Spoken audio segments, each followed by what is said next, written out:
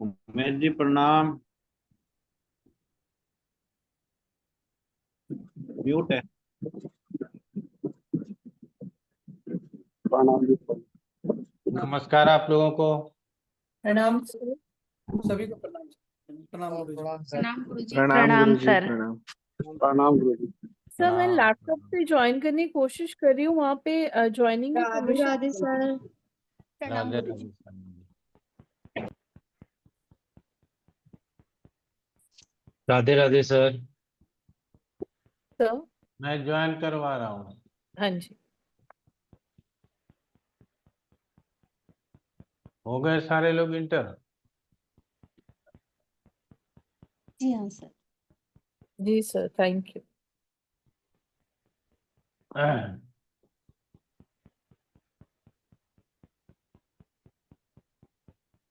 प्रणाम सर।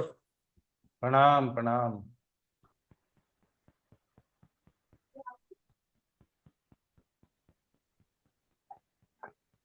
कहाँ तक हम लोग पहुंचे थे? वर्ग लेने वाले थे सर। जी। ये 70 वर्ग भाव चार्ट सर कंप्लीट कर लिया था हमने। करवाने की आज वर्ग चार्ट कराना था। वर्ग चार्ट हम लोग 7वां ही पढ़ रहे थे। कंप्लीट हो गया था जी। हाँ सर, 7वां कंप्लीट किया था पिछले क्लास में, पूरा खत्म हो गया था। अच्छा।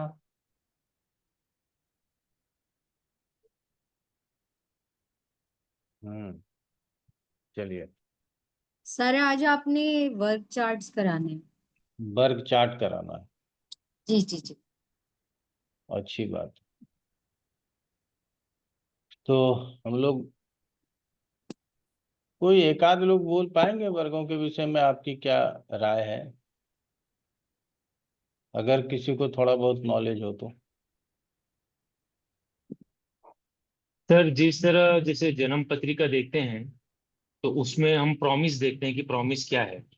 अब उस प्रॉमिस की जो पुष्टि अगर वो वर्क चार्ट में भी सिमिलर हम लोगों को दिखता है तो हम उस पे मोहर लगा सकते हैं और उसको ये कंफर्म कर सकते हैं कि हाँ इधर भी प्रॉब्लम दिख रही है और यही प्रॉब्लम कंटिन्यू होकर के वर्ग में भी दिख रही है, तो हाँ ये प्रॉब्लम डेफिनेट है।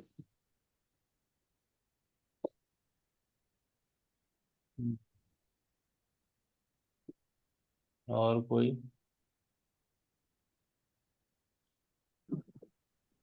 तो अन्य जैसे वर्गों अंकित जी में ग्रह की स्थिति को देखा जाता है। बोलिए। जैसे अंकित जी ने बताया, ये तो है ही है कि वर्ग चार्ट्स में जाके हम अपना उसका कंफर्मेशन ले लेते हैं। अब जैसे D9 है, उसमें हम ग्रहों की स्ट्रेंथ भी चेक कर सकते हैं कि कई बार ऐसा है कि ग्रह D1 के अंदर बहुत अच्छा दिखाई दे रहा है, बट D9 के अंदर जाके वो कई बार अगर उसकी स्थिति खराब हुई तो वो वैसे ही रिजल्ट देगा। और फिर D9 को शादी के पर्सपेक्टिव में भी देखते हैं, ग्रहों के बलाबल के साथ साथ में। और हर घर का एक अलग ही वर्क चार्ट होता है। जैसे अगर D2 चार्ट है, वो धन के लिए देखा जाता है। D3 है तो पराक्रम के लिए या भाई बहनों के लिए देखा जाता है। इस तरीके से हर संबंध, हर हर घर का एक चार्ट होता है।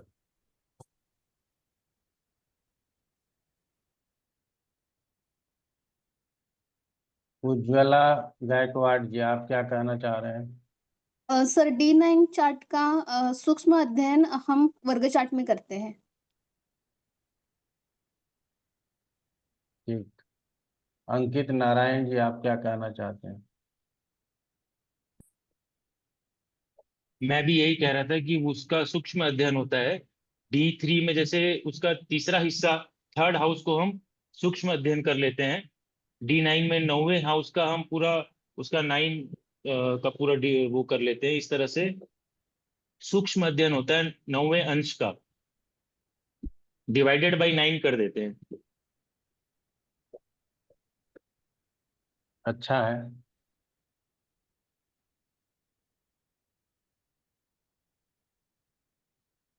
हमको लग रहा है कि हम लोग ना क्लास में बड़ा पीछे है,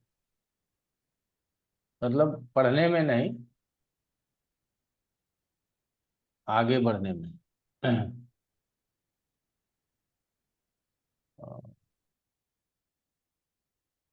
खोडस वर्गों की बात हम करेंगे, 16 वर्ग।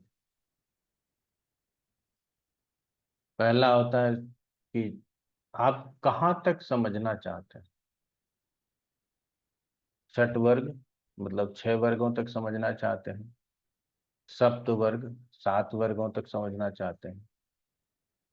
10 वर्ग 10 वर्गों तक समझना चाहते हैं, या खोडस वर्ग 16 वर्गों तक समझना चाहते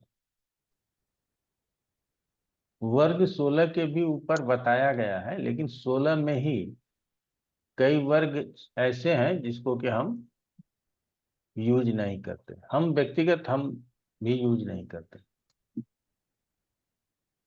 वर्गों में जो सबसे महत्वपूर्ण है, मोनिका जी म्यूट कर लीजिए।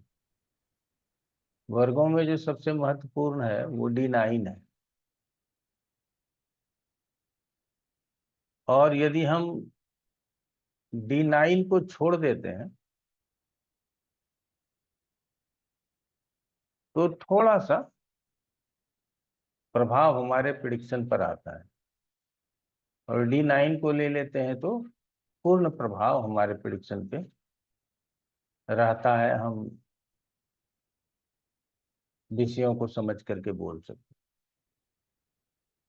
हैं। D9 कहा गया है कि जीवन साथी के लिए देखना चाहिए, और सप्तम का ही विस्तार है। लेकिन नहीं, इतने से काम नहीं चलेगा। D9 सिर्फ सप्तम का विस्तार नहीं है। D9 में आपके ग्रहों की स्थिति या भावेशों की स्थिति से ये कंफर्मेशन प्राप्त होता है कि D1 में बैठे ग्रह कितना फल कर सकेंगे, इस बात को हम लोग समझते हैं। अन्य वर्गों का सहयोग प्राप्त करते हैं या समर्थन प्राप्त करते हैं, ऐसा मान करके चलना चाहिए। जैसे अभी किसी ने कहा D3 है, अर्थात दृष्टांत चार्ट है, तो पहले D1 देखेंगे भाई बहन के लिए, फिर D9 देखेंगे, तब दृष्टांत देखेंगे।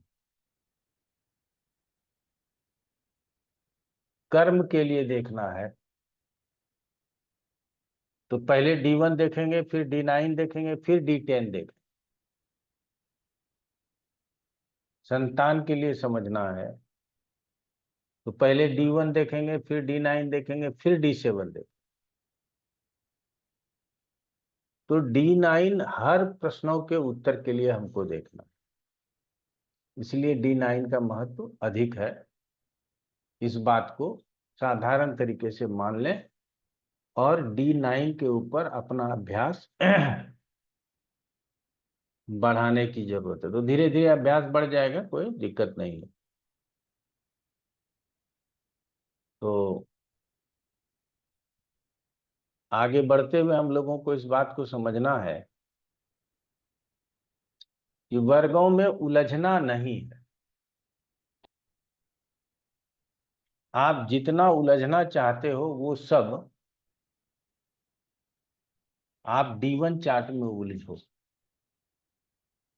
और उसमें यदि थोड़ी बहुत तकलीफ आती है तो D9 में जाकर के सुलझ जाओ। उसके आगे बहुत कुछ जाने की जरूरत नहीं।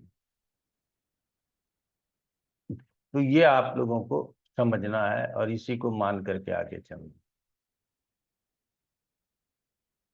पहले तो वर्गों का जिक्र ही D7 में किया मैंने, क्षमा चाहेंगे सप्तम स्थान पढ़ाने के बाद, क्योंकि सप्तम स्थान पढ़ाते ही ये समझ लेना जरूरी है कि वर्गों की भी व्याख्या हमें आनी चाहिए। वर्तमान समय में जो वर्गों की व्याख्या लोग करते हैं, और हमारे कुछ टेक्स्ट बुक में भी लिखा हुआ है कि नवांश राशि को देख रहा है, तो मेरी समझ से नवांश राशि कोई भी पंचमेश, पंचम की स्वामी की नवांश राशि के ऊपर शनि और मंगल की दृष्टि है। ऐसे ही मान लीजिए आप अभी, तो वो जो शनि और मंगल की दृष्टि है ना, वो वर्ग चार्ट में नहीं देखना है, उसको लग्न चार्ट में देखना है। हम अपने व्यवहार में यही लाते हैं और आप लोगों को भी अपने व्यवहार में यही सिखाने का प्रयास करेंगे। कारण क्या है?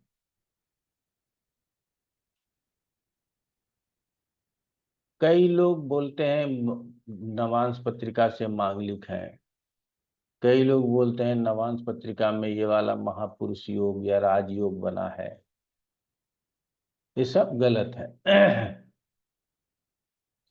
जो भी योग और दोष बनेगा वो सब D1 चार्ट में बनेगा, अन्य किसी वर्ग चार्ट में कोई दोष और योग नहीं होगा। ये अपने दिमाग में बिठा लीजिए, क्योंकि आजकल क्या है, सब लोगों को न सुनने की आदत है, ठीक है, और सुनाने वाले इतने कमजोर हैं कि वो 20 सेकंड का रील बनाते हैं और कहते हैं अंत तक देखिए। हमारा तो आधे घंटे का, 1 घंटे का, 10 मिनट 15 मिनट का जो है सो वीडियो आ जाता है, आप लोगों को घंटा घंटा पढ़ाते रहते हैं। वो 20 सेकंड में अंत तक देख करके आप क्या प्राप्त करेंगे पता नहीं, लेकिन कहता है कि अंत तक देखिए, अंत में ज्यादा मजा आएगा। ठीक,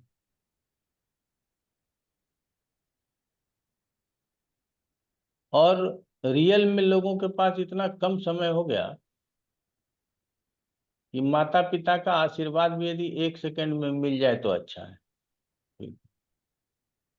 इससे ज्यादा का वक्त उसको माता पिता के लिए भी नहीं है।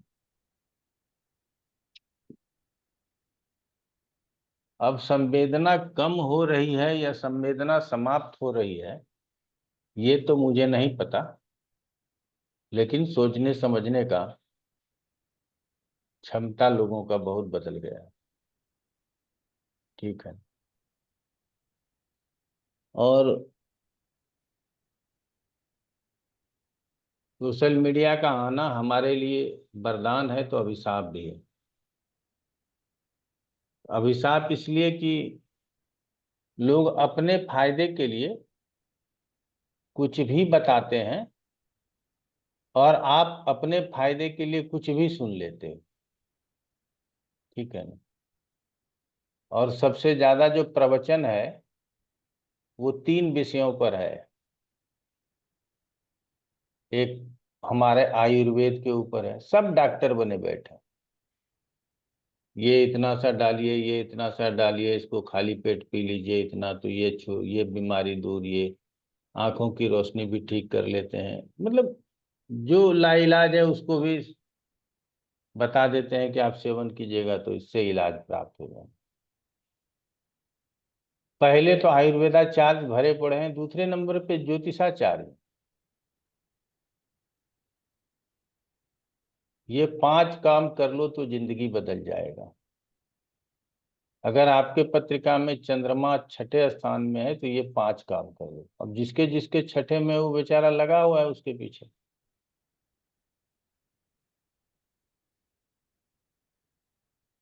और उसके बाद लगे हुए हैं हमारे बाबा लोग। बाबा लोगों का मतलब है उनके एक लाइन का प्रवचन आता है, लोग उनको सुनना पसंद करते हैं, क्योंकि एक लाइन में ही प्रवचन समाप्त है। कौन पंडाल में जाकर के 3 घंटा बिताए। इंस्टाग्राम पे 1 मिनट में बाबा को समझ लेते हैं। ये 3 बहुतायत हैं जो हमको आपको सबको प्रभावित करते हैं। हर लोग सोचते हैं कि इस क्षेत्र में अपना कुछ योगदान होना चाहिए।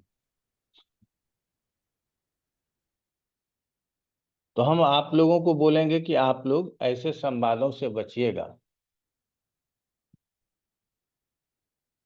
अगर किसी को सुनना समझना है तो अब आपके पास इतना सामर्थ्य हो गया है कि आप उसकी योग्यता को चेक कर सकते हो। आंख बंद करके विश्वास नहीं करना है। ठीक है। तो अभी हम आपको नवांश पढ़ाएंगे, उससे पहले हम क्लास में पूछेंगे कि कितने लोग पुष्कर नवांश के बारे में जानते हैं। हाथ खड़े कर लें।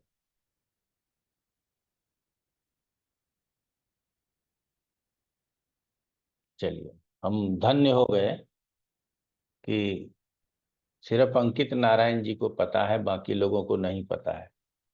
तो जिसको नहीं पता वो बहुत अच्छे हैं। अंकित नारायण जी को आगे समझ में आएगा, क्योंकि ये पुष्कर नवांश ना केपी का चीज है, ये वैदिक में है ही नहीं। ठीक है। और केपी वाले पढ़ाते रहते हैं ये पुष्कर नवांश है, हम लोग साधारण में उसको पढ़ा के निकल जाते हैं। नीच में भी आपका ग्रह जाएगा तो आपको अच्छा फल होगा। और हम लोग कहते हैं शुभ ग्रह की राशि में यदि आपका ग्रह गया हो तो आपको अच्छा फल होगा। और शुभ ग्रह की राशि में गुरु का और शुक्र का तो बिना कहे शुभ ग्रह मान लेते हैं। तो शुक्र की राशि वृष और तुला है, तुला में सूर्य नीच का हो जाता है। अब गुरु की राशि धनु और मीन है, जहाँ मीन में बुध नीच का हो जाता है तो भी अच्छा फल करेगा। कोई बात नहीं है, अच्छा है, किसी तरह से अच्छा ही फल बता रहे हैं। लेकिन हम ऐसे संवादों से भी बचें। यहाँ का ईंट वहां का रोड़ा, भानुमति ने कुंबा जोड़ा, ऐसे ज्योतिषियों से भी बचने की जरूरत है। दूसरी बात जो मैं कहना चाह रहा हूं वो ये कहना चाह रहा हूं यदि आपको वर्ग चार्ट के ऊपर कॉन्फिडेंस ना हो तो भी आपको घबराने की जरूरत नहीं है, परेशान होने की जरूरत नहीं है। मैंने अपने इस 25 साल के एक्सपीरियंस के दौरान और 2006-07 ईस्वी से तो नौकरी कर लिया था और वहां हमको पढ़ाने का ही काम मिल गया था। तो वहां से पढ़ाने का अवसर मिलने के कारण हमने ये समझा है कि अगर D1 और D9 से अगर आपको रिजल्ट नहीं समझ में आया तो आपको ज्योतिष छोड़ देना है, नहीं पकड़ के बैठना है। ठीक है, प्रयास करना है कि यहीं 2 से हम रिजल्ट निकाल लें, अन्यथा अलग अलग लग्नों में जा रहे हैं, ये भी देख रहे हैं वो भी देख रहे हैं, तो ऐसा करने से आपको लाभ नहीं मिलेगा। तो आप लोग हमारी बातों को समझ गए होंगे। पढ़ना है चाहिए, वर्ग बनाने के विषय में लिखा गया है, लेकिन वर्गों के ऊपर प्रिडिक्शंस कम है। ठीक है, और जितना इतना कम है कि आप बहुत भली भांति उसको नहीं समझ सकते, और उसके बाद जो होता है, जितने मुंह है उतना ही बोली है, सब अपने अपने अनुसार उसकी व्याख्या कर लेते हैं। ठीक है, तो आपको दोनों तरीके से, एक तो समझना भी है, दूसरा बचना भी है, ये दोनों बात याद रखना है। अब हम आपके साथ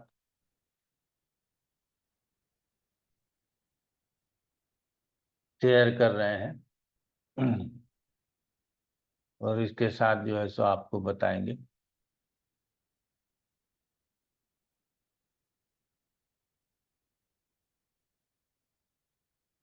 अब सबसे पहले ये बताएंगे कि जो व्यवस्था है उसमें वर्ग कहने का ही मतलब है कि विभाजन है, डिवीजन है। वर्ग का मतलब ये डिवीजन। ठीक है ना, और हम कोई भी भाव 30 डिग्री का होता है, कोई भी ग्रह 0 से 30 डिग्री तक जाता है, और वो कितने अंशों पर होता है और विभाजित करने पर वो कहाँ पहुंचता है, फिर हम उसको आंखें कैसे दे सकते हैं, फिर उसको दृष्टि कैसे दे सकते हैं, ये भी जब किसी से प्रश्न करते हैं तो कहता है नहीं यहाँ यहाँ लिखा है आप पढ़ो, और जब हम उसको समझाना चाहते हैं कि यहाँ जो ये लिखा है इसको ये समझना चाहिए, कहता है नहीं नहीं आप गलत समझते हो। तो ठीक है, तो हम यही चाहेंगे कि आप लोग सही समझिएगा, हम गलत समझ लिए हैं तो कोई बात नहीं है।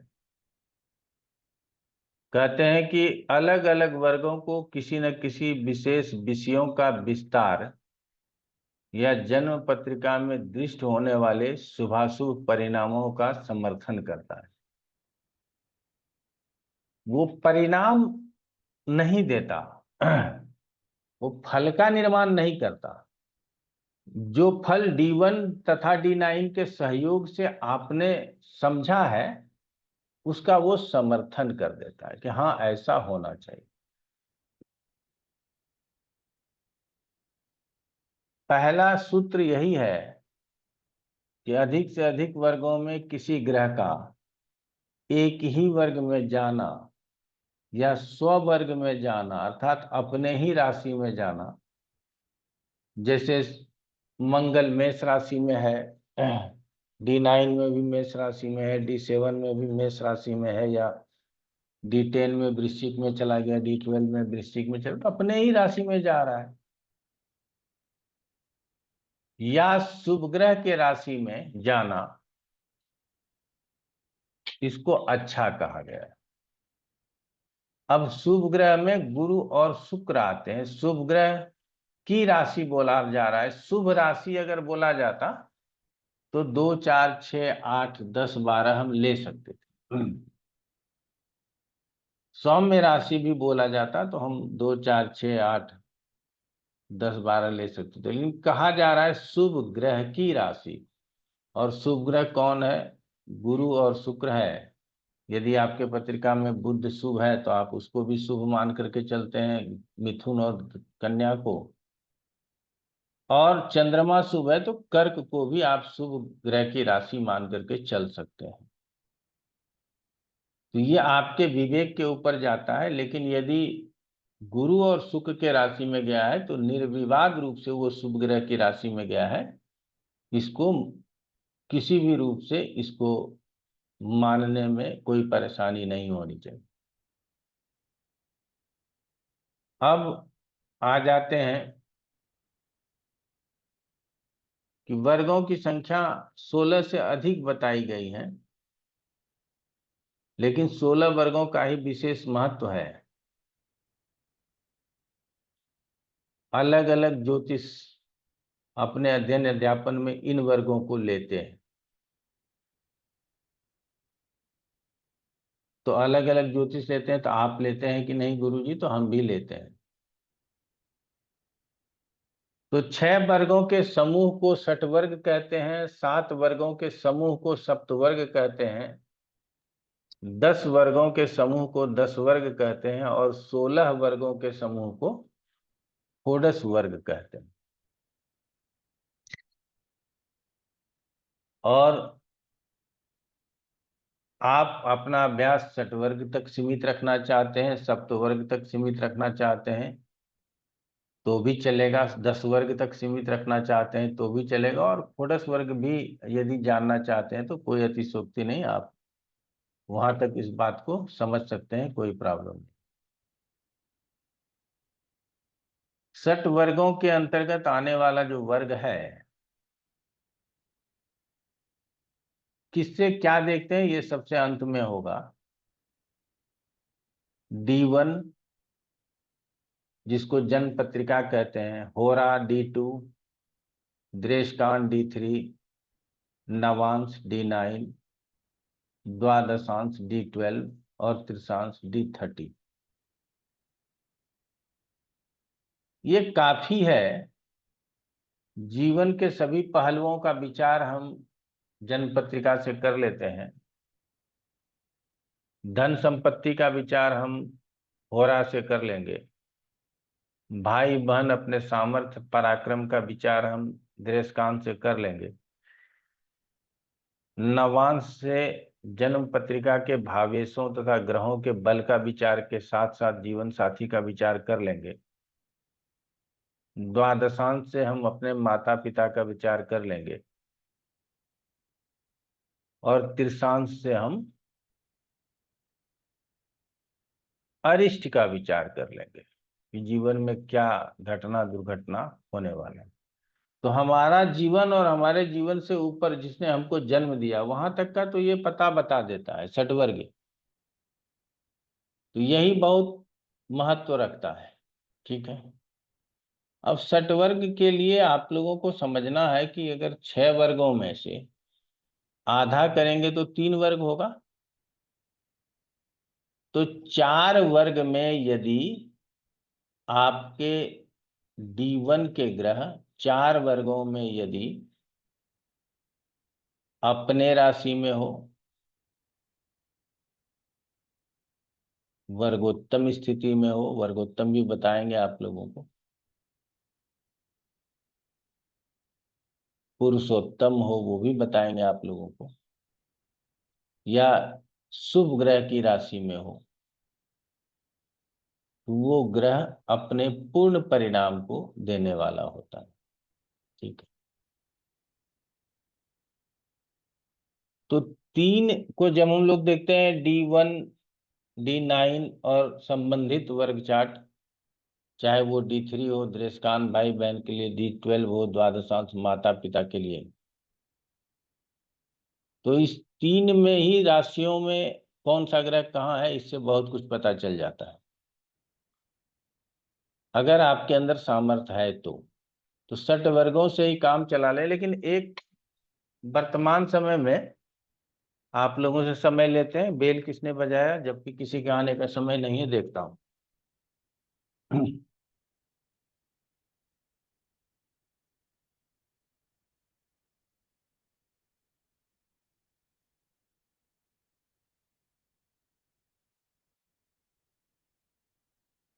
बारी रही आपकी।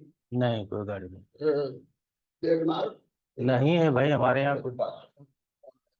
हाँ देवनार है 72 48 नंबर। हाँ। 72 48 नंबर। अरे भाई मेरी गाड़ी है नहीं, मेरे पार्किंग में खड़ी है, मेरे पास कोई आया नहीं, तो उसकी गाड़ी हो नहीं सकती है। तब 72 48 समझाओ या 95 18, उससे क्या लेना है। जब हमने कहा कि मेरी गाड़ी नहीं है तो आपको पता करना पड़ेगा। ठीक है ना।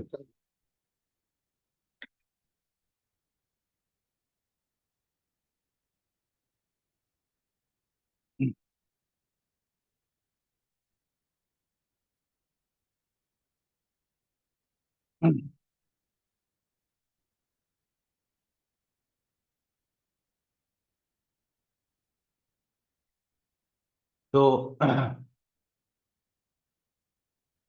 आगे बढ़ लेते हैं। अब हम लोग सप्त वर्ग की बात कर लेते हैं। तो सप्त वर्ग में बढ़ा क्या, तो आप लोग गौर से देखिएगा, D1 वही है, D2 वही है, D3 वही है, D9 वही है, D12 वही है, D30 वही है, तो D7 बढ़ गया, अर्थात हमारा संतान वाला चैप्टर आ गया।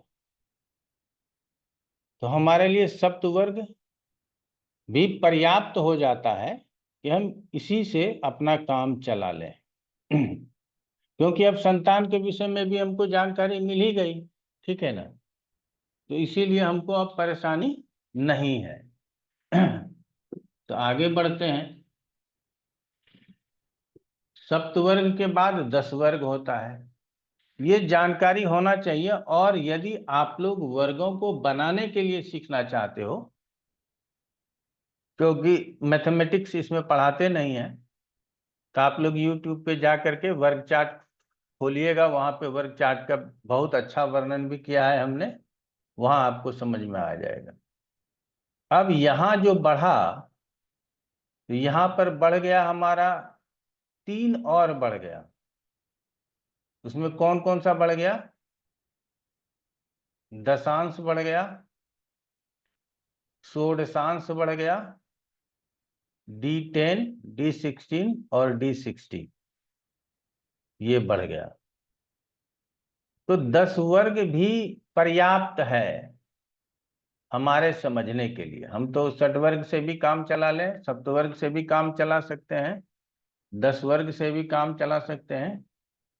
लेकिन यदि काम नहीं चलता है तो ये अब खोडस वर्ग हो गया। कि जन्म पत्रिका D1, होरा D2, दृष्कांत D3, चतुर्थांश D4, सप्तमांश D7, ये चतुर्थांश नया आ गया, नवांश D9, दशांश D10, द्वादशांश D12, षोडशांश D16, विषांश नया आ गया D20, चतुर्विषांश D24, सप्त विषांश D27।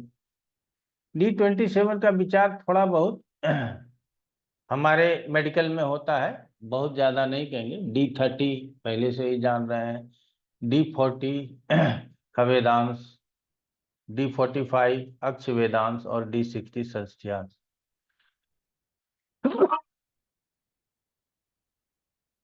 ये 16 वर्ग चार्ट के नाम है। अब सप्तवर्ग में भी यदि 4 वर्गों में ग्रह शुभ राशि के में गया हो, अपने ही स्वराशि में गया हो, अपने उच्च राशि में गया हो तो अच्छा। 10 वर्ग में यदि ग्रह 5 के +1 6, 5 + 1 6, 6 वर्गों में यदि ग्रह अपने राशि में हो, शुभ राशि में हो, उच्च राशि में हो तो अच्छा। और 16 वर्गों में यदि ग्रह 9 वर्गों में अपने राशि में हो, शुभ राशि में हो, उच्च राशि आदि में स्थित हो तो अच्छा। तो यहाँ आधे से अधिक में यदि शुभ वर्गों में चला जाए तो हमारे लिए बेहतर हो जाएगा, उस ग्रह का रिजल्ट हमको अच्छा प्राप्त होगा। ठीक है, यहां तक हम लोगों के समझ में आ गया। अब इन सब का ये समझ लेना है कि किस वर्ग से क्या देखते हैं, ये जानना जरूरी है, तभी तो आप ढूंढ करके जाएंगे कि कौन सा वर्ग आपको देखना है। तो जो जन्म पत्रिका है वो जीवन के सभी पहलुओं का विचार करता है, और जो सबसे महत्वपूर्ण है हो रहा है, जो सिर्फ और सिर्फ धन का विचार करता है। दृष्टान है, सिर्फ भाई बहन का विचार करता है।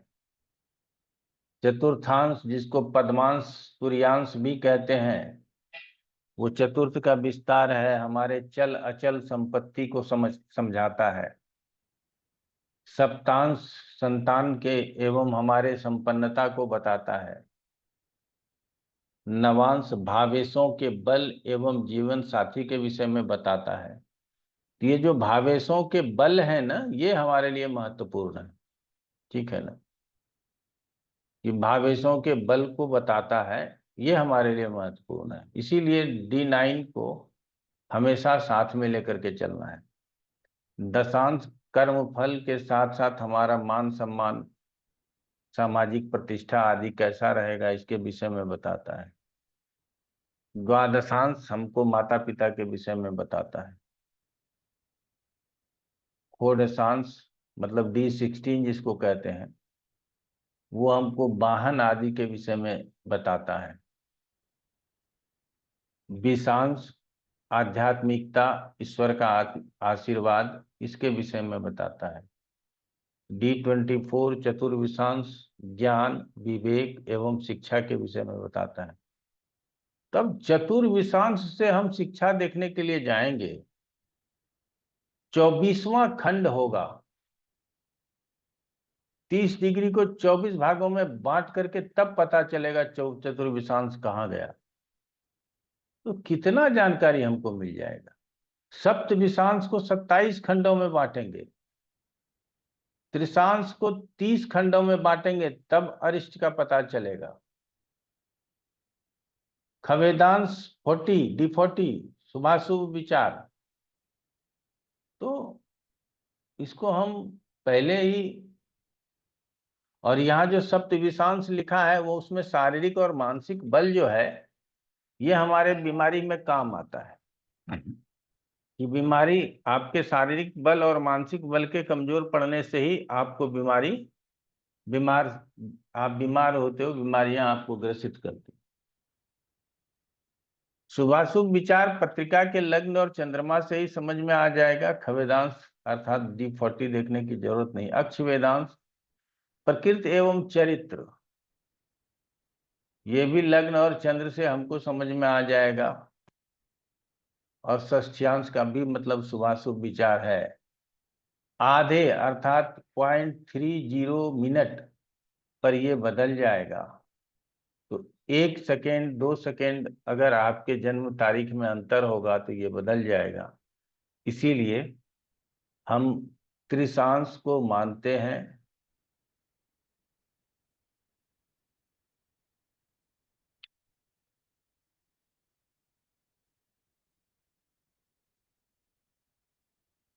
और क्या नाम कहते हैं, सप्तविशांश को मानते हैं। त्रिशांश के नीचे जो है उसको मानते हैं, बाकी और किसी को मानते नहीं। क्लियर हो गया।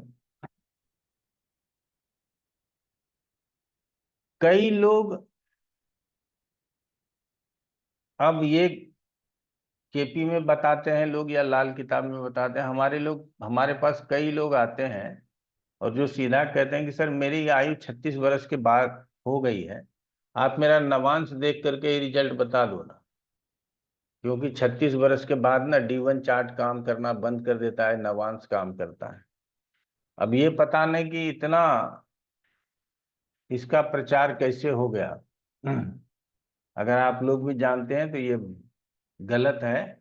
ये हमारे वैदिक में ऐसा नहीं कहा गया कि 36 वर्ष के बाद नवांश से ही रिजल्ट आएगा, ये नहीं कहा गया है। दूसरा है कि नवांश के साथ साथ अन्य वर्गों में दृष्टि का लेना ये भी गलत है, और नवांश पत्रिका में युति से राजयोग का वर्णन करना ये भी गलत है। ये सब मिथ्या प्रचारित है।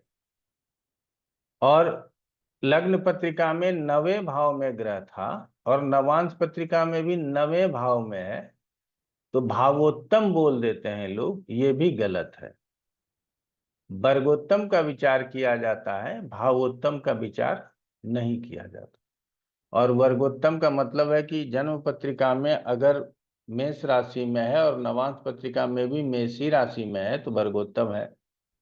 जन्म पत्रिका में ग्रह जिस राशि में स्थित हो, नवांश पत्रिका में ग्रह यदि उसी राशि में स्थित हो तो वो वर्गोत्तम कहलाता है। जन्म पत्रिका में ग्रह जिस किसी भी राशि में स्थित हो, नवांश पत्रिका में यदि वो गुरु की राशि धनु या मीन में स्थित हो जाए तो उसको पुरुषोत्तम बोलते हैं। ठीक है। जन्म पत्रिका में ग्रह किसी भी राशि में हो, लेकिन नवांश पत्रिका में यदि वो गुरु की राशि धनु और मीन में गया हो तो उसको पुरुषोत्तम बोलते हैं। ये आप लोगों को याद रखने की जरूरत है, इससे ज्यादा याद रखने का बात नहीं है। तो ये जो मिथ्या प्रचारित है इससे आपको बचने की जरूरत है। नवांश पत्रिका में जो विश्लेषण का सामान्य सिद्धांत है उसमें देखना है कि लग्न पत्रिका के केंद्र त्रिकोण स्थित राशि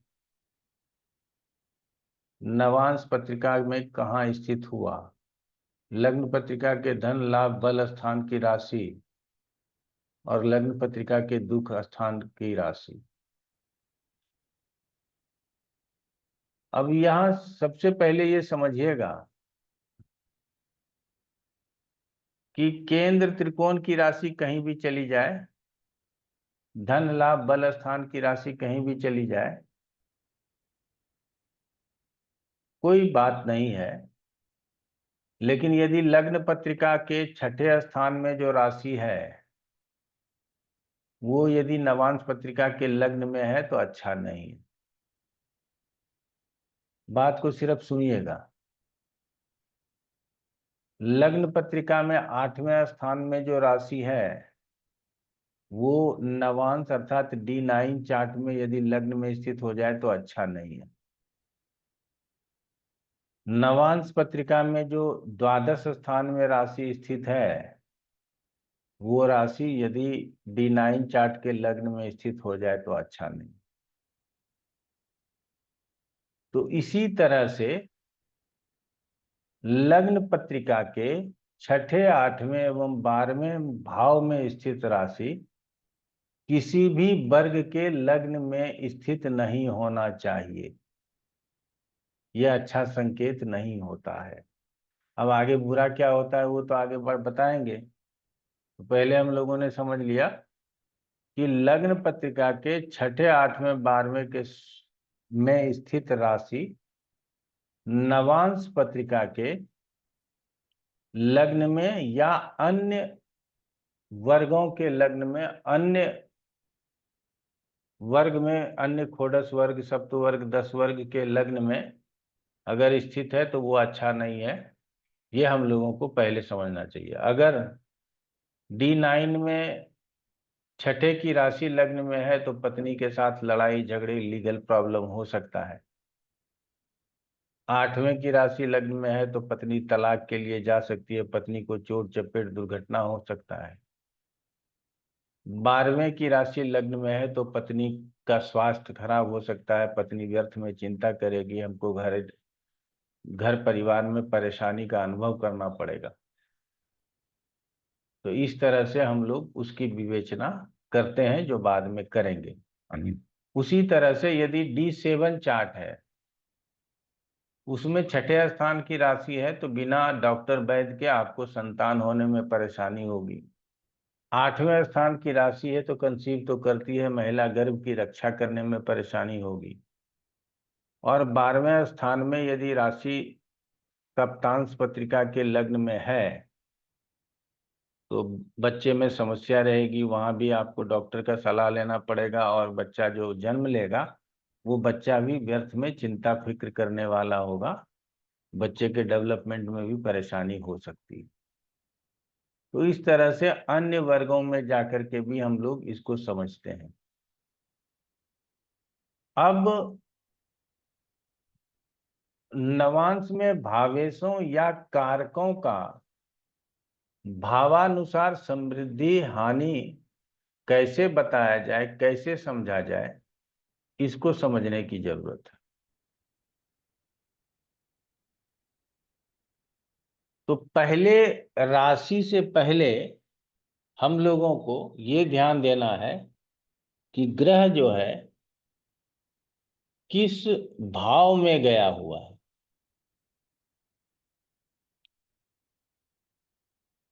किस राशि में गया है, ये D1 चार्ट में भी सेकेंडरी मैटर है, और D9 चार्ट में भी या अन्य वर्गों में भी ये सेकेंडरी है। पहले ये देखना है कि केंद्र त्रिकोण में गया है या नहीं गया है। अगर केंद्र त्रिकोण में गया है तो अच्छा है। दूसरे नंबर पे अच्छा है कि धन एवं लाभ स्थान में गया हो। तीसरे नंबर पे ठीक है कि तीसरे स्थान में गया हो।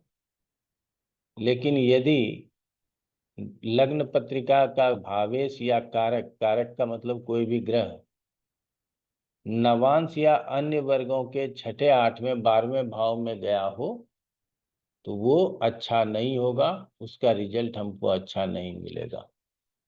हम उम्मीद करते हैं कि यहाँ भी आप लोगों ने ये बात भी समझ लिया होगा। लग्न पत्रिका का भावेश नवांश पत्रिका में उच्च राशि का हो तो अच्छा, स्वराशि का हो तो अच्छा, शुभ ग्रह की राशि का हो तो अच्छा, भावेश वर्गोत्तम हो तो अच्छा, पुरुषोत्तम हो तो अच्छा। अब जो काले रंग में लिख दिए हैं, शत्रु या नीच राशि का हो तो अच्छा नहीं, अशुभ ग्रह की राशि में गया हो तो अच्छा नहीं। और छठे, आठवें, 12वें के विषय में तो पहले ही हमने बता दिया है, इसीलिए आपको यहाँ समझाने की जरूरत नहीं है।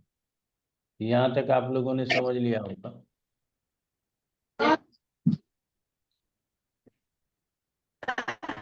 चलिए, ये अलग से बताया गया है, इसको हम आप पंडित विशाल जी, गौतम जी क्यों अनम्यूट कर लेते हैं पता नहीं। म्यूट करके रखिए तो ज्यादा अच्छा रहेगा। तो यहाँ तक हम लोगों ने समझ लिया कि क्या, कहाँ जाना, कैसे जाना अच्छा है। अब हम लोगों को बात करना है रिजल्ट के ऊपर क्या प्रभाव होगा। लेकिन उसके पहले वर्गों में कहाँ गया ये समझ लेना थोड़ा सा जरूरी है। तो एग्जाम्पल देख लेंगे तो आप लोगों के समझ में आ जाएगा, तो अच्छे और बुरे का ज्ञान भी हो जाएगा। ठीक है ना। तो आते हैं आप लोगों को,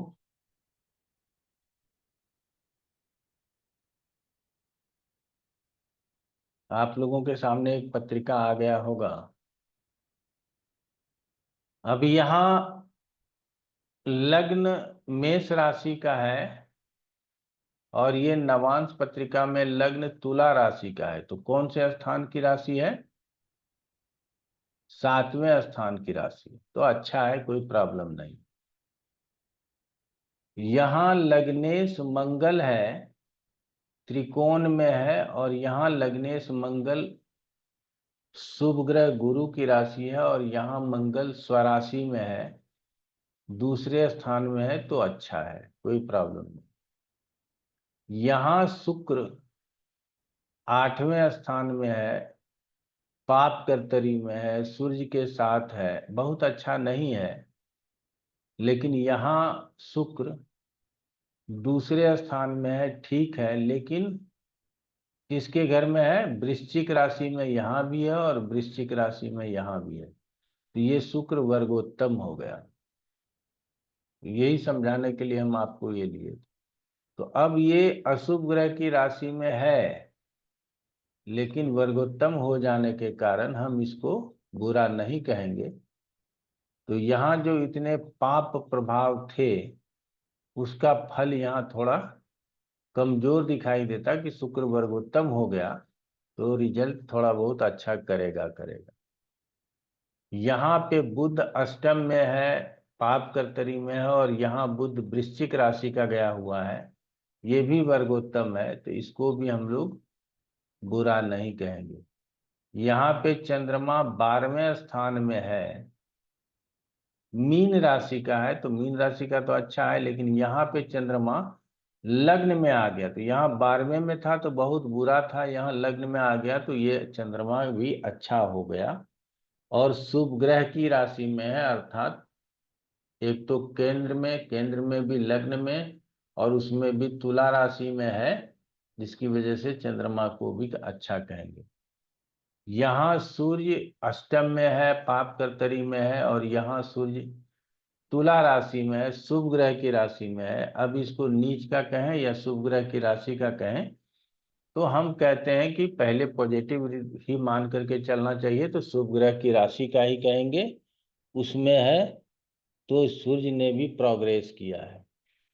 अब यहाँ पे शुक्र तक हो गया था, मंगल भी हो गया था, गुरु वृश्चिक राशि में है, अच्छा नहीं है, और यहाँ चंद्रमा शुभ है। आप लोग देख लीजिएगा, चंद्रमा सूर्य से बहुत दूर होने के कारण शुभ है, तो चंद्रमा की राशि भी शुभ ग्रह की राशि हो गई, और यहाँ गुरु चंद्रमा की राशि में गया तो शुभ ग्रह की राशि भी हो गया, और गुरु कर्क राशि में उच्च का होता है तो उच्च के राशि में गया, इसीलिए गुरु का पोजीशन यहाँ ठीक है।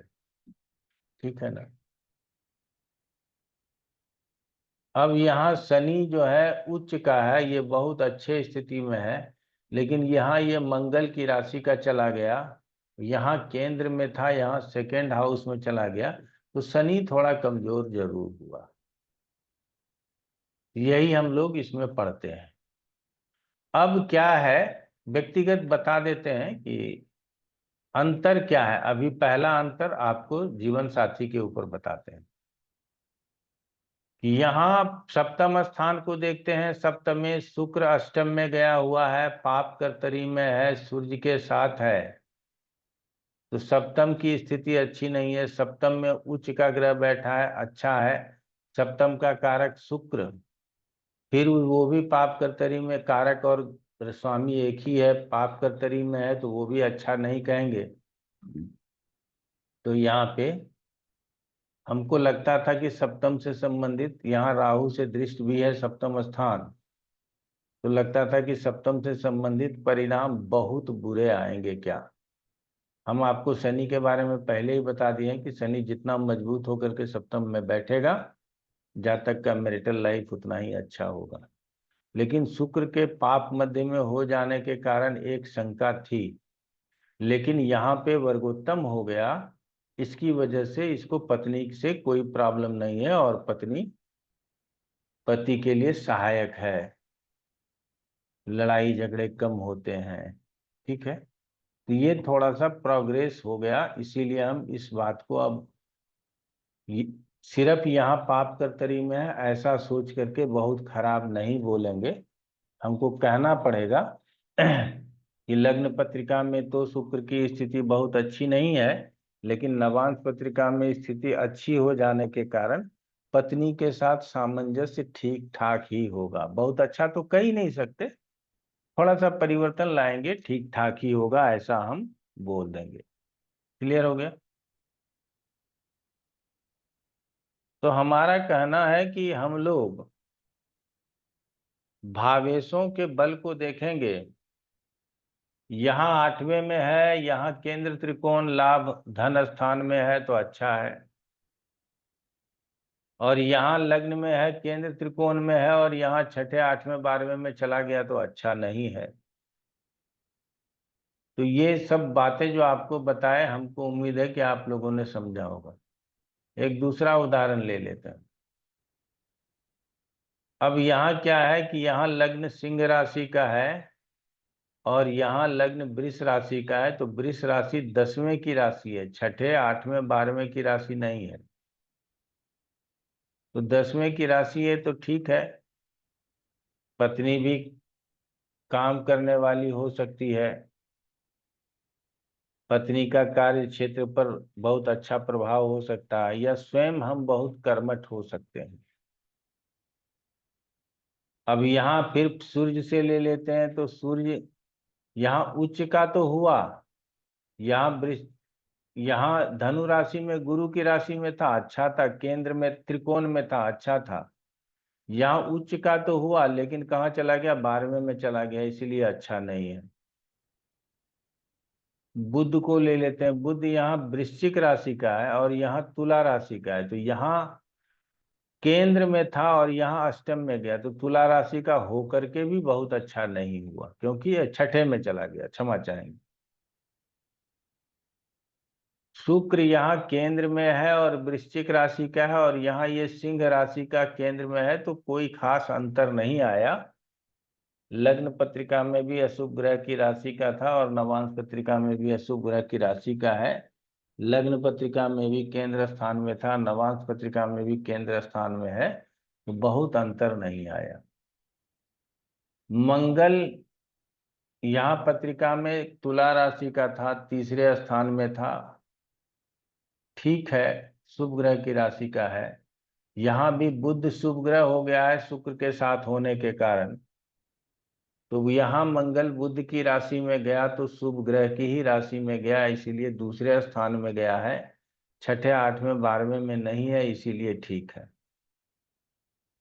गुरु यहाँ स्वराशि का था और यहाँ वो तुला राशि का, शुक्र गुरु का मित्र भी नहीं है, तो यहाँ तुला राशि का गया, लेकिन ये गया शुभ राशि में था, अच्छा ही था, लेकिन चूंकि छठे स्थान में चला गया, इसीलिए लग्न पत्रिका के बनिस्पत नवांश पत्रिका में थोड़ा कमजोर हुआ। शनि की यहाँ स्थिति 10वें स्थान में अच्छी है, वृष राशि में था, अच्छा, यहाँ वो तीसरे में चला गया, तो 10वें से अच्छा तीसरा स्थान थोड़ी है,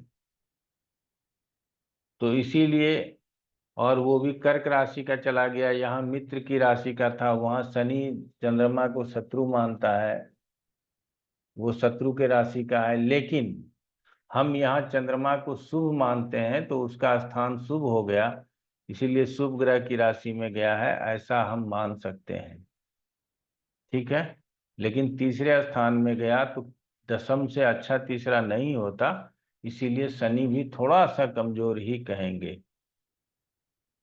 तो इस तरह से हम लोग पत्रिकाओं को समझते हैं, समझ रहे हैं। तो यहाँ तक समझने में हमको लगता है कि किसी को कोई कठिनाई नहीं हुई होगी। हाँ या ना में जवाब दीजिए, फिर आगे बढ़े। हाँ सर। पर एक छोटा सा प्रश्न है मेरा,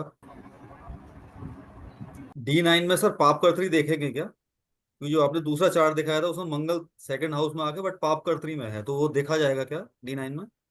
ना, ठीक है। जब दृष्टि नहीं लेंगे, राजयोग नहीं बनाएंगे, तो पाप कर्तरी क्यों बनाएंगे? तो पहला चीज जो देखना था वो तो हम लोगों ने देख लिया। हमको नहीं लगता कि ऐसा कोई बहुत बड़ा चीज हमने बताया जो आप लोगों के लेवल से ऊपर जा रहा हो, और यदि थोड़ा बहुत 19-20 हो तो इस सप्ताह में हमारा वो वाला चैप्टर, वर्ग चार्ट वाला चैप्टर आप लोग पढ़ लीजिएगा। दीपिका जी को कुछ परेशानी आई है, बताइए दीपिका जी। सर एक क्वेश्चन ये है कि जो हम वर्गोत्तम देखते हैं वो हम राशि के हिसाब से देखते हैं कि अगर तीसरी राशि में जो D1 में अगर कोई राशि है वो राशि नवांश में भी D1 तीसरी राशि में है कि नहीं, ऐसा ही कुछ कोई असर हमको भाव से भी होता है कि अगर इधर D1 में किसी भाव में कोई राशि है और D9 में भी उसी भाव में राशि है, तो उस ग्रह है उससे भी कुछ इम्पैक्ट होता है क्या? हाँ तो वर्गोत्तम हो गया ना। नहीं, जैसे पहले भाव में सब शनि है, लेकिन राशि तीसरी है D1 में। हाँ D9 में ठीक जब है, हम गए तो राशि हो गई मेष, लेकिन भाव हमारा अभी भी पहला ही है और शनि तो फिर से पहले इसी भाव को में। लोग भावोत्तम बोलते थे, ये गलत है, ये नहीं मानना है नहीं, हमको। वहां शनि मंगल के राशि में गया, खराब हुआ, ठीक है ना। एक तो ठीक है, नीच की भी राशि है और मंगल को शत्रु भी बोलते हैं, तो भाव इसीलिए को नहीं वहां मानना थोड़ा है, राशि को नहीं। मानना है। हाँ राशि जी को मान, जी जी। ये क्लियर किया। ठीक जी, ऋचा जी। प्रणाम गुरु जी। मैं ये पूछ रही थी कि मेरे सामने कुंडली है जो सिंह लगन की कुंडली है, तो अष्टम में मीन राशि हुई। अब इसका हम नवांश नवांश देखें तो उसके अंदर कन्या लगन आ रहा है, और जो सातवां हो गया वो हो गया मीन राशि, और उसके अंदर राहु और मरकरी है। तो अब ये पुरुषोत्तम कहलाएगा, ये शुभ राशि हो गई। तो अब ये हाँ मीन राशि में गया है तो पुरुषोत्तम कहलाएगा, अच्छा हो गया। पर वो लेकिन वो केंद्र त्रिकोण लाभ स्थान में हो, छठे आठवें बारहवें में ना हो, ठीक हाँ, है ना। हाँ, तो उसमें तो वो पापकत्री में था D1 के अंदर, और नवमांश में वो राहु के साथ चला गया है, पुरुषोत्तम तो कोई हो बात गया। नहीं है, कोई बात नहीं है, अच्छा है। ठीक है, ठीक है।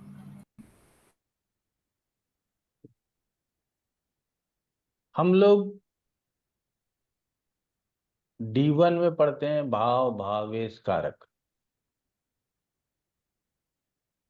भाव में बैठने वाला ग्रह, भाव को देखने वाला ग्रह। भावेश के साथ कौन ग्रह है, भावेश के ऊपर दृष्टि डालने वाला ग्रह, तथा कारक की स्थिति के ऊपर प्रभाव जो होता है उसको भी देखते हैं। नवांश में क्या देखेंगे, भावेश की स्थिति, सुनिएगा कि वो कहां पर जाकर के बैठा, कहां पे भावेश बैठा। D1 में अष्टम में बैठा था, और D9 में यदि वो लग्न में, दशम में, नवम में बैठ जाए तो अच्छा बैठ गया, ठीक है। और अगर यदि यहाँ अष्टम में था, वहां भी अष्टम में है या बारहवें में चला गया तो और खराब ही हो गया। तो पहले लग्न में स्थित राशि देखें, लिखिए, नोट कीजिए आप लोग। लग्न में स्थित राशि देखें नवांश पत्रिका में।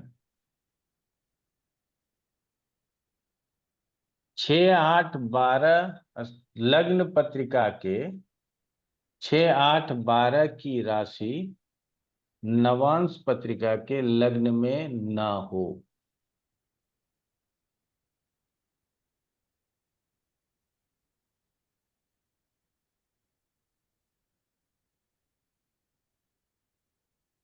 नवांश पत्रिका के लग्न में अशुभ ग्रह स्थित ना हो।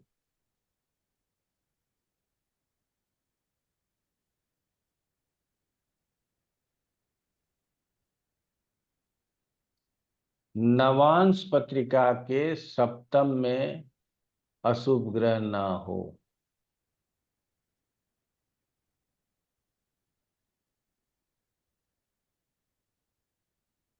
दूसरे नंबर पर सप्तम को देखें। तीसरे नंबर पर कारक। अब यहाँ कारक के जगह पे दाता ग्रह यूज करना है, तो पति के लिए कारक गुरु से सप्तम को देखें। पहले गुरु को देखें, पहले गुरु को देखें, पति के लिए पहले गुरु को देखें, फिर गुरु से सप्तम स्थान को देखें। गुरु से सप्तम स्थान में अशुभ ग्रह ना हो।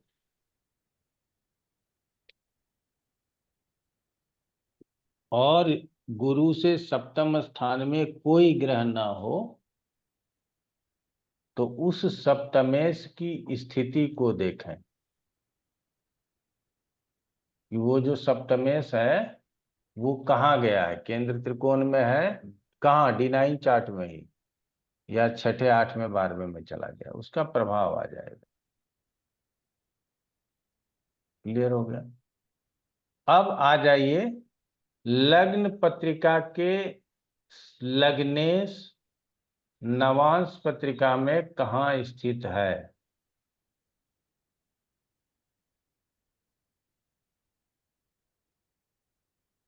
लग्न पत्रिका का सप्तमेश नवांश पत्रिका में कहाँ स्थित है।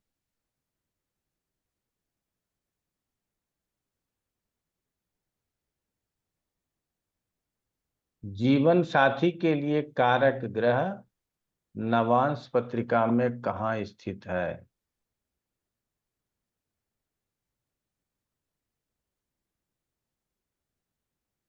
आगे लिखिए। लग्नेश तथा सप्तमेश, लग्न पत्रिका का लग्नेश तथा सप्तमेश नवांश पत्रिका में एक दूसरे से कहाँ स्थित है।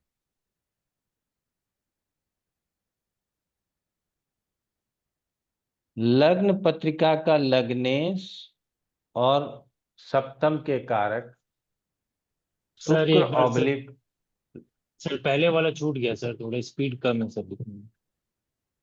लास्ट। लग्न पत्रिका का लग्नेश और सप्तमेश एक दूसरे से कहाँ स्थित है। अब एक दूसरे से कहाँ स्थित है, इसका मतलब है समसप्तक में है, 2-12 में है, 3-11 में है, 4-10 में है, 5-9 में है, 6-8 में है, कहाँ है। उसी प्रकार लग्न पत्रिका के लग्नेश तथा सप्तम के कारक, बगल में ब्रैकेट में लिखिएगा शुक्र ऑब्लिक गुरु, एक दूसरे से कहाँ स्थित है।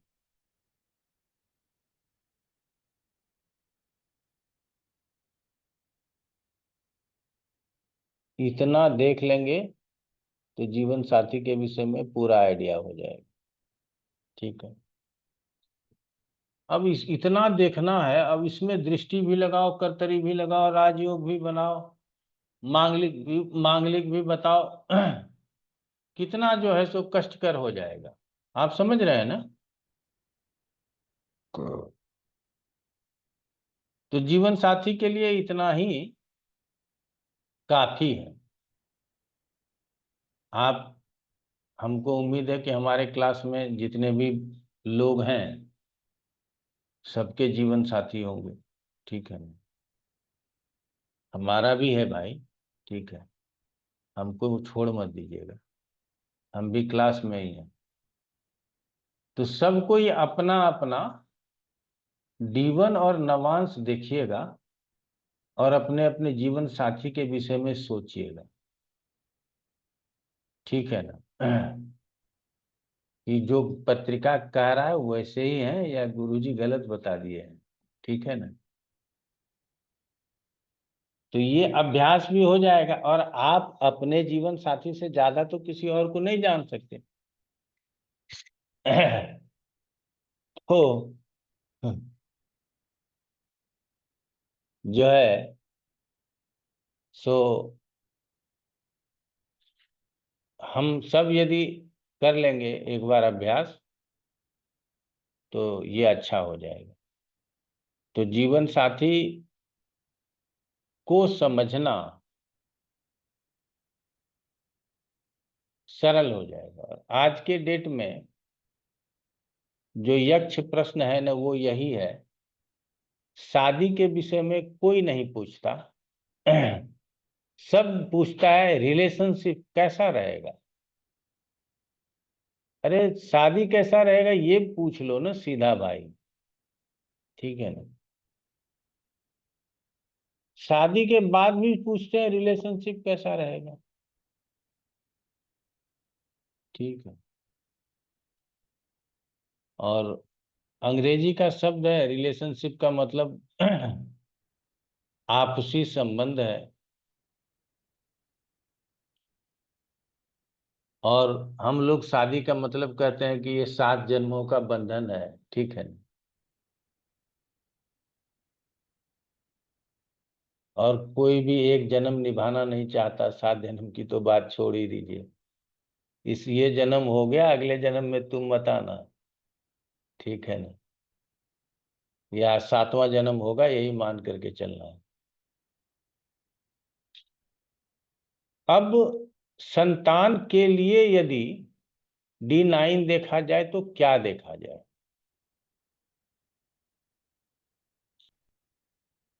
आप लोगों को मैं मुंह से बोल देता हूं, आप लोग उसको समझने का नोट मत कीजिए, नोट करा देंगे, क्या दिक्कत है। तो अब सप्तम अर्थात संतान के लिए देखना है D9 को, तो D9 का लग्न देखें, D9 का पंचम देखें, दोनों में स्थित ग्रह देखें, शुभ ग्रह बैठा अशुभ ग्रह बैठा है। D9 में गुरु की स्थिति देखें, 6, 8, 12 में तो नहीं गया। D9 में गुरु से पंचम में देखें, शुभ ग्रह बैठा है कि अशुभ ग्रह बैठा है। पंचम ले रहे हैं क्योंकि 5वें से संतान की बात होती है, बात को समझिएगा।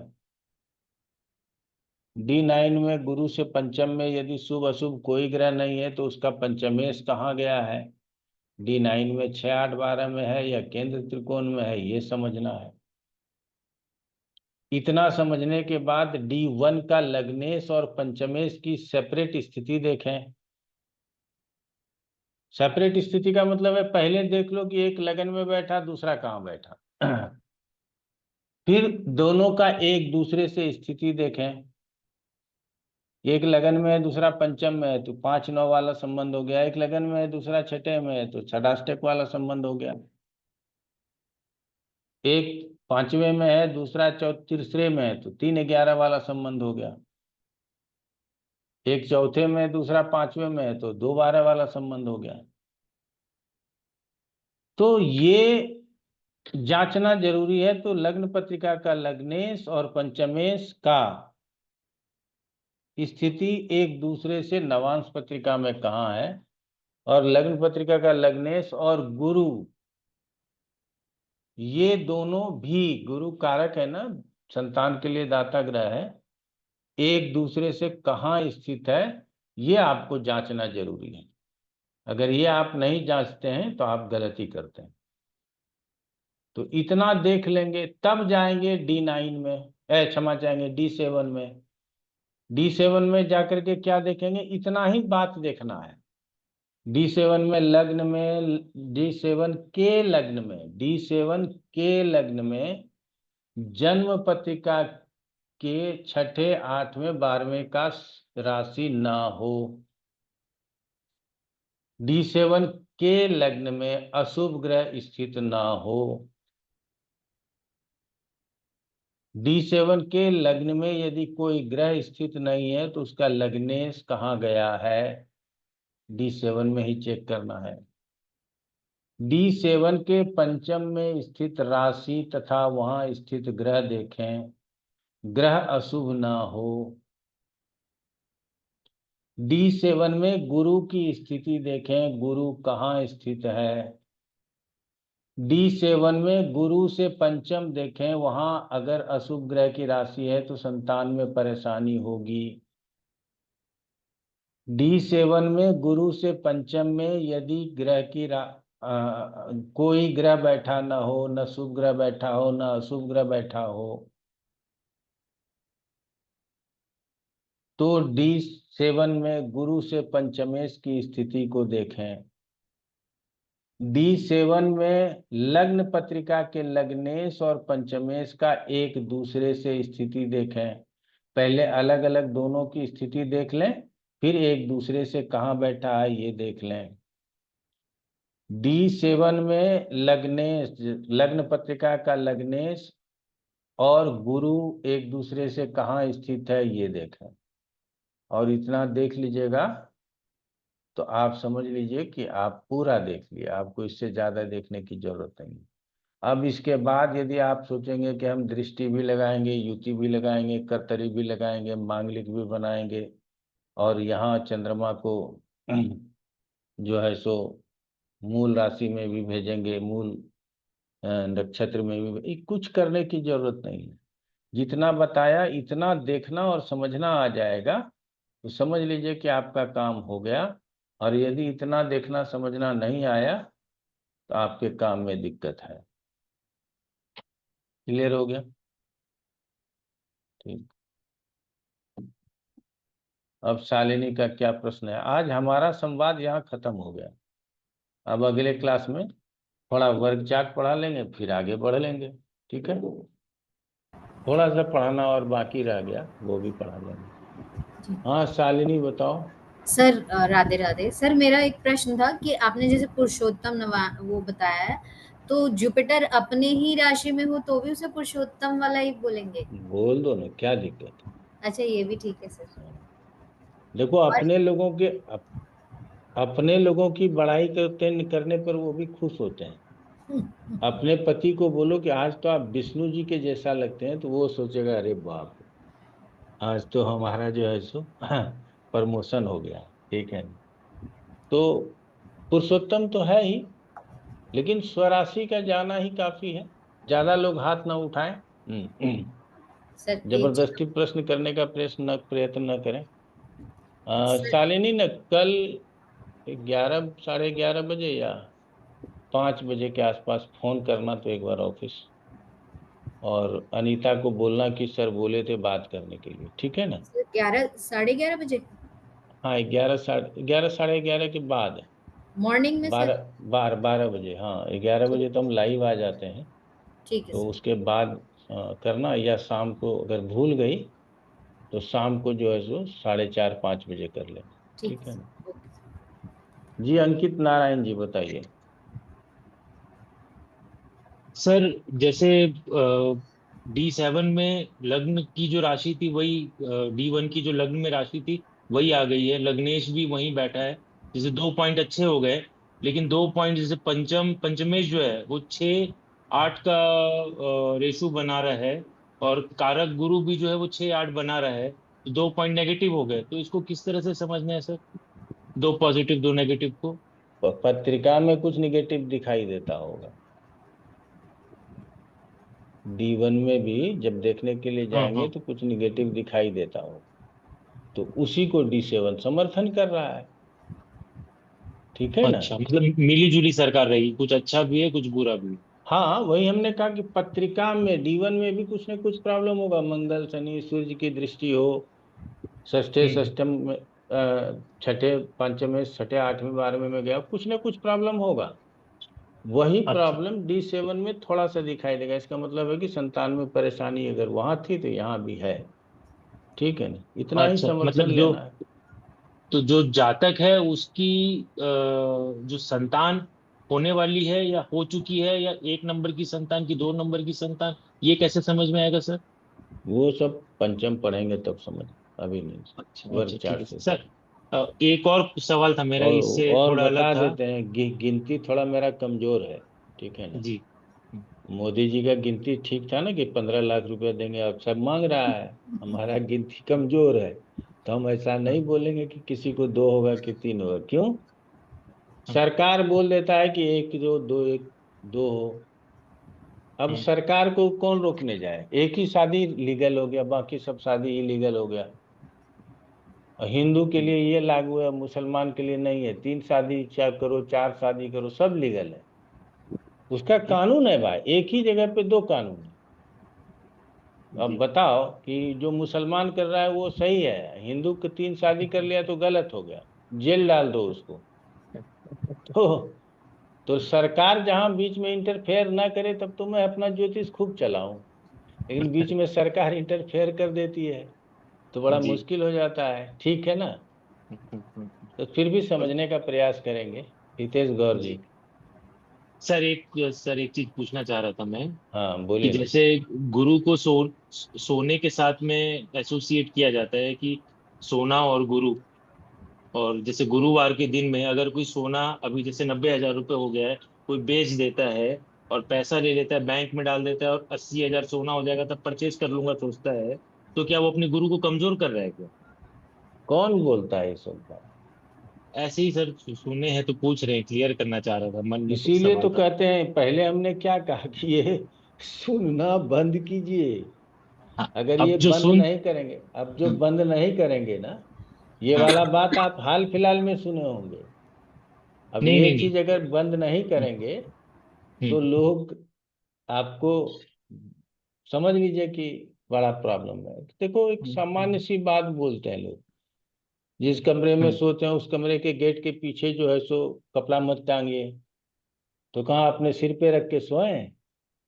हर हम्म, 99% लोगों के घर में, चाहे वो कोठी में रहता हो या कहीं भी रहता हो, गेट के पीछे खूंटी किसी न किसी कमरे में होगी, और वहां नहीं कुछ तो अपना तौलिया जरूर लटका के रखा होगा। हम्म, तो लोगों को अब ये होता है, अब ये बेड पे बैठ के ना खाएं। अरे सारे लोग नहीं कुछ तो चाय बिस्किट यहीं ले आओ यार, यहीं बैठ के खा लेते हैं। हम्म, ये सब सुनोगे तो, और उनको कोई दिक्कत नहीं, लेकिन सुनने के बाद वो लोग भी शक पकाते हैं। लगता है कि वो 1 लाख वाला पेमेंट जो फंस गया ना, कल सुबह चाय हम्म। बिस्कुट बेड पे खाए थे इसीलिए फंस गया। ठीक है ना? तो ऐसा ठीक सब है सर। बात मन में मत लाइए, ठीक है ना? जी जी ठीक है सर। जैसा दिल करे वैसा मस्ती से जीविए, ठीक है ना? हम्म, जीने में कोई कसर न कीजिए, ठीक है ना? ठीक है सर। वो एक दार्शनिक थे, नाम मैं भूल गया। भारत के थे। जब तक जीवेत जीवेत घृतम पीवेत, ठीक है ना? चारवाक। चार्वाक। चारवाक। तो उसी के सिद्धांत पर चलिए। और वो बोलता था कि खूब पियो, और तब तक पियो जब तक कि तुम भूमि पे गिर ना जाओ।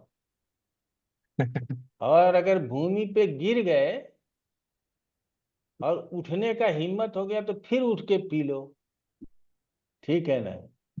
कोई टेंशन मत लो, ठीक है?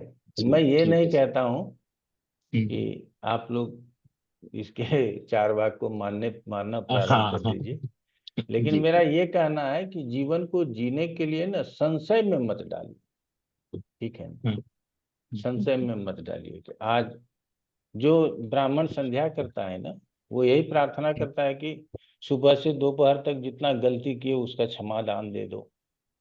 हम्म, दोपहर से शाम तक जितना गलती की, जैसे सांस लेते हैं कीड़ा मरता है, बैठते उठते हैं बहुत कुछ जीवों का नुकसान होता है, चलते फिरते हैं। इस तरह के पाप मन के द्वारा, कर्म के द्वारा, इंद्रिय शक्तियों के द्वारा जिस भी तरह के पाप हम करते हैं उससे सबसे माफी मांग लेते हैं। तो त्रिकाल संध्या करते हैं। जो नहीं करते हम्म, हैं वैसे हाथ जोड़ लेते हैं कि भाई गलती किए होंगे, माफ कर दो, आगे चलने दो आराम से, ठीक है? हम्म। चलिए, हितेश गौर जी। सर D1 पत्रिका के अंदर अगर अपना चंद्रमा या बुध अशुभ हो जाए, तो वो D9 के अंदर कोई ग्रह उनके साथ बैठा हुआ है तो उन्हें पीड़ित ही माना जाएगा, अगर चंद्रमा हमने अशुभ हो गया है। हमने तीसरी बार कहेंगे, युति को ज्यादा दिमाग में मत डालिए। अच्छा है, ज्यादा उसको दिमाग में मत डालिए। चंद्रमा के साथ युत है तो चंद्रमा को बुरा कहेंगे, नहीं कहिए, अच्छा कहिए। चंद्रमा बुध इतने बुरे नहीं होते, कंडीशनल। अब उसको अशुभ मान लिया गया, बाकी वो इतने अशुभ नहीं होते, ठीक है? और युति बनाइएगा तो योग बनेगा, योग बनेगा तो राज भी लगेगा, राजयोग भी बनाने लगेगा, तो नहीं ये सर, गलत युति हो की जाए। बात, मैं सर युति की बात नहीं कर रहा कि अगर चंद्रमा अशुभ हो गया D1 में, अकेला मतलब सूर्य से अगले घर के अंदर बैठा हुआ है वो, तो उसे अशुभ हम्म। माना जाएगा D1 में। तो ये D9 में अगर कोई प्लेनेट उसके साथ बैठता है चंद्रमा के, तो चंद्रमा को अशुभ काउंट करके उसको दूसरे ग्रह के साथ में। आपने क्यों जोड़ा चंद्रमा को साथ? बैठा है, बैठा है, बैठा है, हमको युति से लेना देना नहीं है। अच्छा, युति नहीं होनी चाहिए। ज्यादा हमको नहीं समझे, एकदम हल्का रहिए, ज्यादा दिमाग मत लगाइए। जितना ज्यादा दिमाग लगाएंगे उतना परेशानी होगी, ठीक ठीक सर। है? विक्रांत ओझा जी।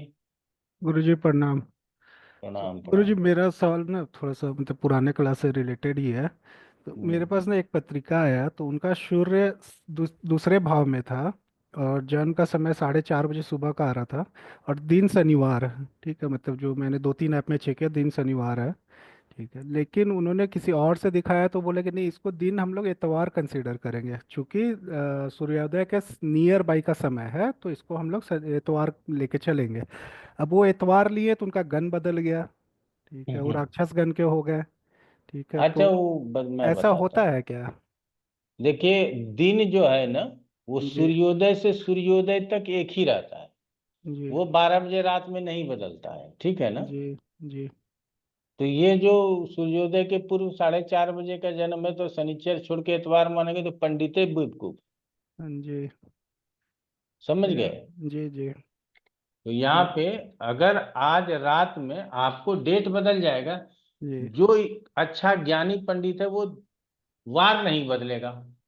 वार जी तो मेरा उसी दिन से उसी दिन तक होता है। आप तिथि को डेट में परिणत कर लेते हो, वार को थोड़ी करते जी हो। जी वार वही रहेगा।